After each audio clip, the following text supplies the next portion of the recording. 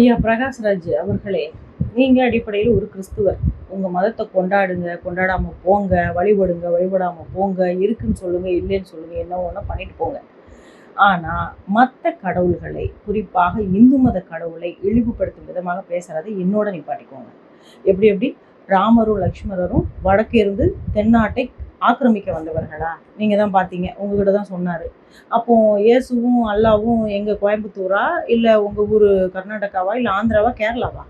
அவங்க அட்ரஸ் தெரிஞ்சால் கொஞ்சம் சொல்லுங்கள், நாங்களும் தெரிஞ்சுக்கிறோம். தயவு செய்து ஒரு செலிபிரிட்டியாக இருக்கக்கூடிய நீங்கள் உங்கள் மதத்தில் ஈடுபாடு அதிகமாக வச்சுருந்தீங்கன்னா அதை வளர்ப்பதற்கு ஏதோ ஒன்று செஞ்சுட்டு போங்க. ஆனால் மற்ற மதத்தை, குறிப்பாக இந்து மதத்தை இழிவுபடுத்தும் விதமாக இத்தோடு பேசுனீங்கன்னா மரியாதை கெட்டு போயிடும். இதை பெற்றுக்கொண்டு தான் கல்யாணம் பண்ணணும்னு இல்லை, கல்யாணம் பண்ணி தான் குழந்தை பெற்றுக்கணும்னு இல்லை.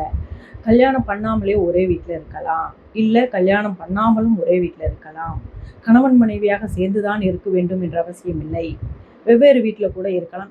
பல கருத்துக்களை கலாச்சார நாசமாக போகிறதுக்காக இந்த திவ்யா சத்யராஜ் அவர்கள் என்னென்னமோ போகிற போக்கில் பேசியிருக்காங்க. அதாவது அதற்கு அவங்க தந்தையாரும் கிரீன் சிக்னல் காமிச்சு விட்டாராம் மகளுக்கு ஆதரவாக. நான் கேட்குறேன், ஆல்ரெடி இந்த அழகான தமிழகத்தை திருவள்ளுவரையும் வள்ளலாரையும் படிக்க வேண்டிய எங்களை, அண்ணாவையும் பெரியாரையும் படிக்க வச்சு இந்த திருட்டு திராவிட மாடல் கலாச்சாரத்தை காலி பண்ணிட்டாங்க. இருக்கக்கூடிய மீதி சொச்ச கலாச்சாரத்தையும் இந்த மாதிரி போகிற போக்கில் இந்த செலிப்ரிட்டிஸ் ஏதாவது ஒன்று வளரி இந்த வளர்ந்து வரக்கூடிய இன்றைக்கி வளர்ந்து சின்ன சின்ன இளைஞர்களை இன்ஃப்ளூயன்ஸ் பண்ணி, பேடாக இன்ஃப்ளூயன்ஸ் பண்ணி இப்படி அசிங்கமாக சில வார்த்தைகளை சொல்லி அவர்களை குழப்புறீங்க.